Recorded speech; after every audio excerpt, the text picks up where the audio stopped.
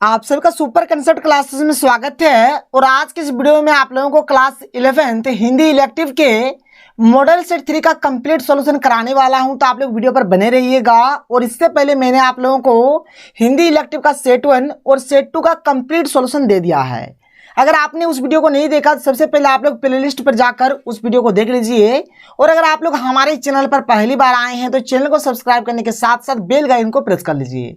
तो चलिए शुरू करते हैं और एक एक करके हर एक क्वेश्चन को देख लेते हैं। तो देखिए यहाँ पर सबसे पहले हमें एक पैसेज दिया गया है और यहाँ पर जिस हिसाब से को पता होगा कि हमें सबसे पहले एक गद्यांश दिया जा रहा है और अथवा देकर एक नीचे पद्यांश दिया जा रहा है।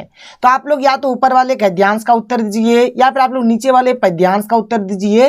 मतलब दोनों में से किसी एक का आपको उत्तर देना है, लेकिन यहाँ पर मैं आपको दोनों का दोनों उत्तर बता दूंगा। तो चलिए देख लेते हैं एक एक करके हर एक क्वेश्चन को। तो सबसे पहले आप लोग यहाँ से लेकर यहाँ तक पढ़ लीजिएगा, लेकिन जो आंसर है आंसर को आप लोग किस प्रकार से लिखिएगा, किस प्रकार से ढूंढिएगा, एकदम हर एक चीज यहाँ पर मैं आपको समझा देता हूं। देखिए हमारे पास जो सबसे पहला जो क्वेश्चन है, क्वेश्चन नंबर क क्या है कि मानव जीवन की किस अवस्था को मन चाहे ढंग से मोड़ा जा सकता है। तो देखिए यहाँ पर लिखा हुआ है कि बाल्यकाल मानव की वह अवस्था है जिसमें उसके जीवन को मनचाहे ढंग से मोड़ा जा सकता है। तो यहाँ पर बाल्यकाल हो जाएगा इसका सही उत्तर, यानी कि बाल्यकाल अवस्था बोलिए या फिर बाल्य अवस्था बोलिए, दोनों आपका सही हो जाएगा। तो इसके लिए क्या लिखिएगा आप लोग, तो इसके लिए आप लोग लिख दीजिएगा बाल्यकाल। अभी आपको उत्तर कैसे लिखना है मैं आपको लिख कर दे दूंगा, टेंशन आपको नहीं लेना है, नीचे हर एक चीज लिखा हुआ है। आगे चलिए अगला प्रश्न देख लेते हैं। अगला प्रश्न यहाँ पर जो ख नंबर में है क्या है, देखिए कि विद्यार्थी के भावी जीवन की सफलता का मूल मंत्र क्या है। देखिए यहाँ पर भावी जीवन का मूल मंत्र क्या है बताना है। तो यहाँ पर साफ साफ लिखा है कि विद्यार्थी के भावी जीवन की सफलता क्या है, तो संतुलित शारीरिक मानसिक विकास के लिए किए गए उसके अपने प्रयत्न पर निर्भर है। तो ये हो जाएगा इसका बिल्कुल सही उत्तर। लिखना कैसे है मैं आपको अभी समझा दूंगा, टेंशन आपको नहीं लेना है। फिर आगे चलिए, आगे देखिए अगला जो प्रश्न है क्वेश्चन नंबर ग क्या है, देखिए कि बच्चों के जीवन निर्माण का उत्तरदायित्व किस पर है। तो साफ साफ लिखा है कि बच्चों के जीवन निर्माण का उत्तरदायित्व जो है सरकार पर भी है, समाज पर भी है और माता पिता के कंधों पर है। तो ये हो जाएगा इसका सही उत्तर। देखिए हर एक चीज का आंसर आप लोगों को यहाँ से मिल जा रहा है, टेंशन नहीं लेना है। और आप लोग गद्यांश का ही उत्तर दीजिएगा, ये आप लोगों का आसान होता है। चलिए मैं आपको एक एक करके आंसर बता देता हूँ किस प्रकार से लिखना है, हर एक चीज को मैं आप लोगों को दिखा देता हूँ। तो देखिए हमारे पास जो सबसे पहला जो क्वेश्चन था, क्वेश्चन नंबर क्या है कि मानव जीवन की किस अवस्था को मनचाहे ढंग से मोड़ा जा सकता है।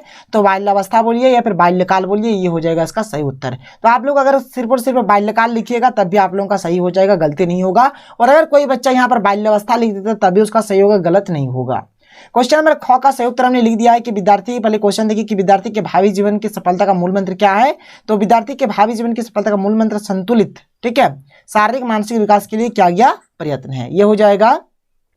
क्वेश्चन नंबर ग क्या है कि बच्चों के जीवन निर्माण का उत्तरदायित्व किस पर है। तो मैंने आपको बताया कि सरकार पर है, कॉमा दे दीजिएगा, समाज पर है और माता पिता के कंधों पर है। तो ये हो जाएगा इसका उत्तर। आगे देखिए नीचे हमें एक पद्यांश दिया गया है, आप लोग देख सकते हैं, ये रहा हमारा पद्यांश, इसको आप लोग पढ़िएगा, ठीक है, और नीचे दिए गए क्वेश्चन का उत्तर दीजिएगा। देखिए बात यहाँ पर जो पद्यांश होता है, पद्यांश में दिक्कत कहाँ पर होता है कि ये सब जो चीज दिया रही है इसका मतलब ही समझ में नहीं आता है कि क्या एक्चुअल में बोला जा रहा है। हो सके एक दो तो आप लोगों को मतलब आसान सा मिल जाएगा, लेकिन मैक्सिमम नहीं होता है। लेकिन यहाँ पर आप लोग उत्तर को देख लीजिए क्या है। क्वेश्चन में कहा क्या कि पद्यांश में अनाम सैनिक किन्हें कहा गया है। तो अनाम सैनिक किनको बोला गया है, पद्यांश इस प्रकार से दे दीजिएगा। तो पद्यांश में अनाम सैनिक किसको बोला गया, देख लेते हैं इसके उत्तर को। तो देखिए इसका जो उत्तर हो जाएगा क्या हो जाएगा इसका उत्तर, इसका उत्तर हो जाएगा अपने पूर्वजों को जिनका नाम किसी भी कृति स्तंभ पर नहीं लिखा गया है, इसी को बोला जाता है अनाम यहाँ पर सैनिक। कोई दिक्कत कोई प्रॉब्लम नहीं है।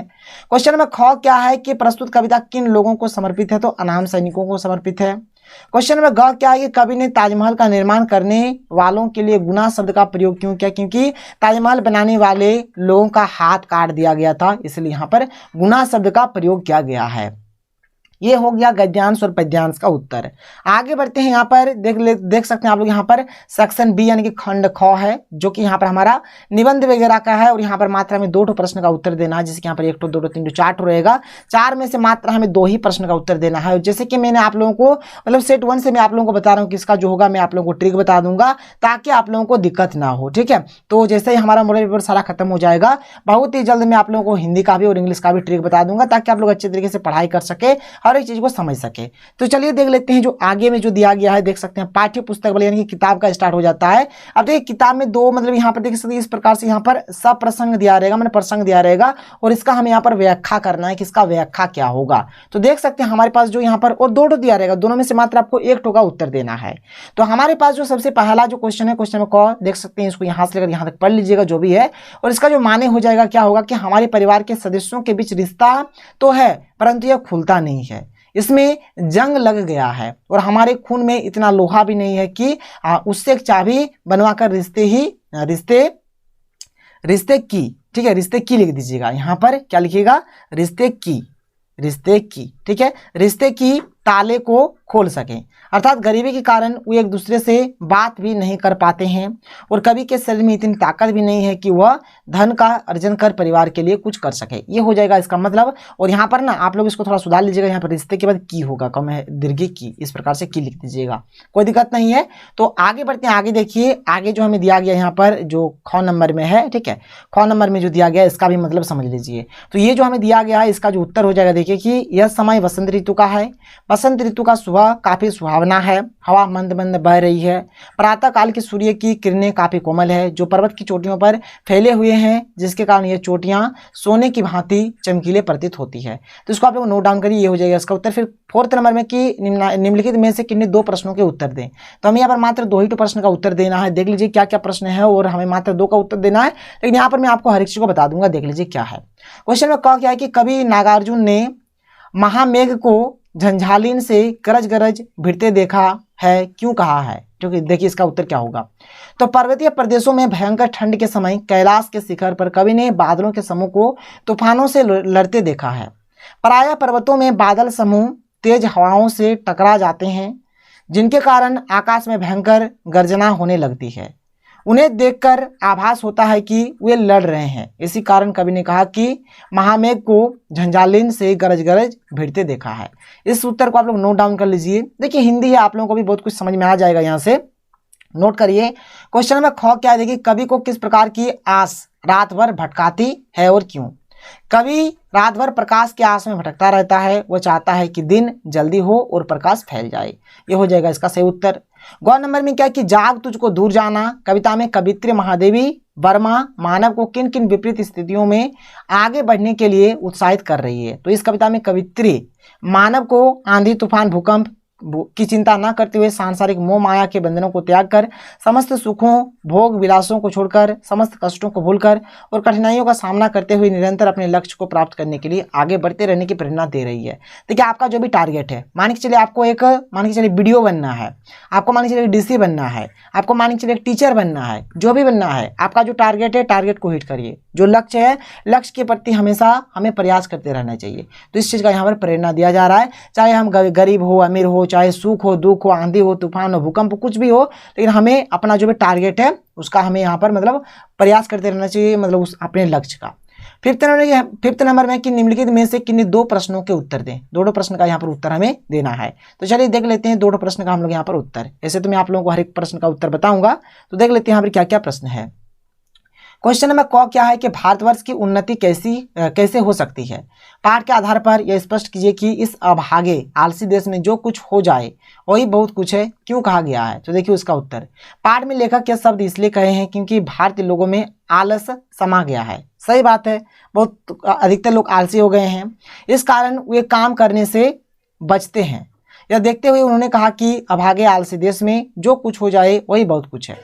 वह कहते हैं कि इसके लिए हमें सबसे पहले अपने क्या है, अपने अंदर, यहाँ पर अंदर होगा, ठीक है, अपने अंदर व्याप्त आलस को हटाना होगा। अपने अंदर का जो भी आलस है उसको हटाना होगा।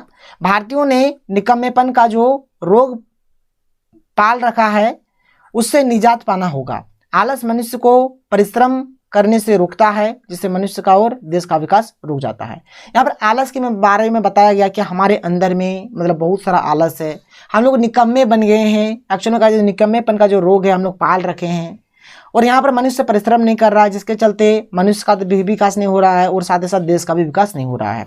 इसको नोट कर लीजिए, फटाफट इसको लिख लीजिए आप लोग। आगे बढ़ते हैं, ख नंबर देख लेते हैं। क्वेश्चन नंबर ख यहाँ पर क्या है देख लीजिए, और यहाँ पर जैसे मैंने आप लोगों को बता दिया, यहाँ पर थोड़ा सा आप लोग सुधार लीजिएगा। ये आप लोग का अंदर है, ठीक है, अंदर, यहाँ पर एक उनस्वर दे दीजिएगा, ये अंदर है। आगे बढ़ते हैं क्वेश्चन नंबर ख, यहाँ पर देख लेते हैं क्वेश्चन नंबर ख क्या है, देख लीजिए।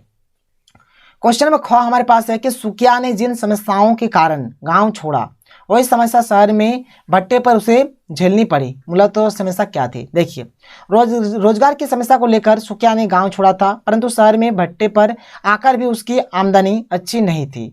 वे दिहाड़ी मजदूर थे, बेहतर जीवन तो दूर अपना गुजारा भी सुकिया और मानो किसी तरह से कर पाते थे। अंत में मजबूर होकर उन्हें भट्टे की मजदूरी भी छोड़नी पड़ी और फिर से रोजगार की समस्या उनके सामने थी। तो यही बात है, क्योंकि देखिए जो भट्टे में भी मतलब जो होता था ना, मतलब रोजगार बहुत ही कम मात्रा में होता था। तो ये हो जाएगा इस क्वेश्चन का उत्तर, इसको आप लोग नोट डाउन कर लीजिए। आगे बढ़ते हैं, गौ नंबर की ओर चलते हैं, देख लेते हैं गौ नंबर में हमारे पास क्वेश्चन क्या दिया गया है।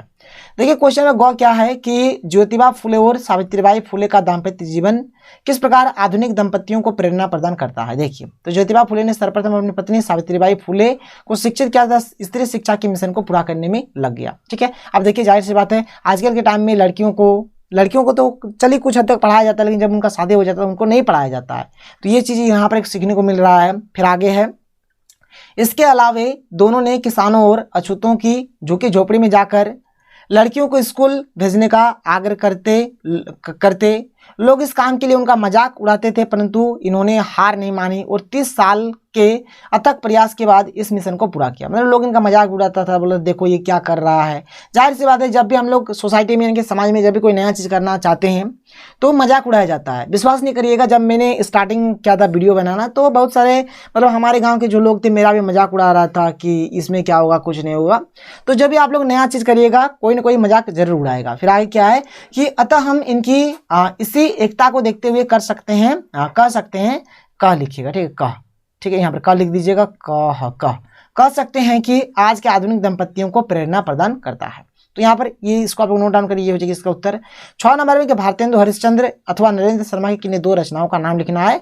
तो भारतेंद्र हरिश्चंद्र का हो जाएगा अंधेरी नगरी और राजा हरिश्चंद्र, और नरेंद्र शर्मा का हो जाएगा प्रभात की फेरी और प्लासवन। ऐसे तो बहुत सारा है, लेकिन यहाँ पर मैंने 2-2 करके लिख दिया है और इसका भी बहुत ही जल्द ट्रिक आ जाएगा। आगे बढ़ते हैं, क्वेश्चन नंबर 7 की ओर चलते हैं।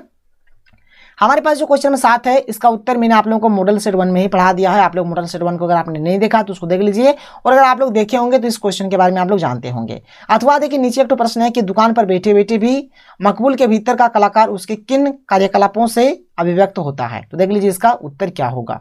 तो इसके उत्तर को क्या क्या लिखिएगा देख लीजिए, यहाँ पर मैंने हर एक चीज को लिख दिया है।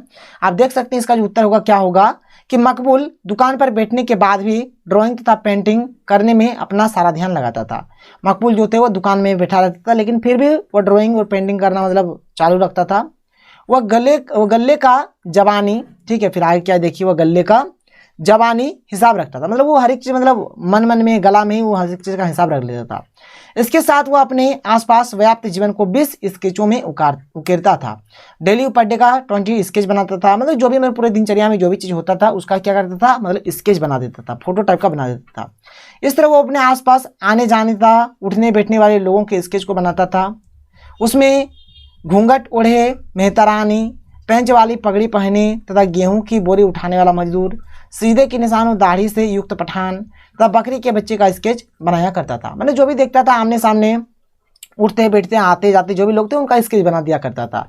अपनी पहली ऑयल पेंटिंग भी उसने दुकान पर रहकर ही बनाई थी। उसने एक फिल्म सिंगर से प्रेरित होकर अपनी किताबें बेची और ऑयल पेंटिंग करना आरंभ कर दिया। इसी फिल्म ने उसे ऑयल पेंटिंग के लिए प्रेरित किया। ये हो जाएगा इसका सही सा उत्तर। आगे बढ़ते हैं, आगे चलिए क्वेश्चन 8 देख लेते हैं। क्वेश्चन नंबर 8 में यहाँ पर हमें 2 प्रश्न दिया गया है अथवा देके। तो अथवा जब भी रहेगा या तो आप लोग ऊपर वाले प्रश्न का उत्तर दीजिए या फिर नीचे वाले का उत्तर दीजिए। लेकिन यहाँ पर फिलहाल मैं आप लोगों को दोनों प्रश्न का उत्तर बता देता हूँ। हमारे पास जो सबसे पहला जो ऊपर वाला प्रश्न है क्या है कि चित्रकार बेंद्रे की पेंटिंग बैगवांड के बारे में संक्षेप में लिखिए। देखिए पेंटिंग जो बैगवांड पेंटिंग का नाम है वो बेंद्रे साहब ने 1933 में अपने घर पर ही एक कैनवास पर बनाई थी, जिसमें उन्होंने अपने छोटे भाई को नौजवान पठान के कपड़े पहनाकर मॉडल बनाया था। इसमें सिर पर हरा रुमाल, कंधे पर कंबल, हाथ में डंडा इत्यादि था। इस पेंटिंग के लिए बेंद्रे को मुंबई आर्ट सोसाइटी ने चांदी का मेडल प्रदान किया था। यह हो जाएगा इसका प्यारा सा सुंदर सा उत्तर। आगे बढ़ते हैं, आगे चलिए देख लेते हैं जो अथवा वाला जो था वो हमारा लास्ट प्रश्न है और उत्तर भी है। देखिए क्या है, किसकी चित्रकारी करने के लिए मकबूल ने बचपन में स्कूल की अपनी किताबें बेच दी थी। तो मकबूल ने कोल्हापुर के शांताराम की फिल्म सिंहगढ़ की पोस्टर का ऑयल पेंटिंग बनाने की सोची, तो उन्होंने ऑयल कलर और ट्यूब खरीदने के लिए अपनी बचपन की स्कूल की किताबें बेच दी। तो यहाँ पर मैंने आप लोगों को कंप्लीट सॉल्यूशन बता दिया और यहाँ से हमारा क्या होता है, जो आप लोगों का हिंदी इलेक्टिव का जो सेट 3 था, एक्चुअली जो कि हमारा लास्ट सेट था, ये खत्म हो जाता है। और जो भी बचा हुआ है हर एक चीज़ को मैं ही आज या फिर कल के अंदर हर एक चीज़ को खत्म कर दूंगा। तो आपको अगर वीडियो पसंद है तो वीडियो को लाइक करिए, जितना हो सके वीडियो को शेयर कर दें। तो मिलते हैं अगले वीडियो में। थैंक यू, जय हिंद।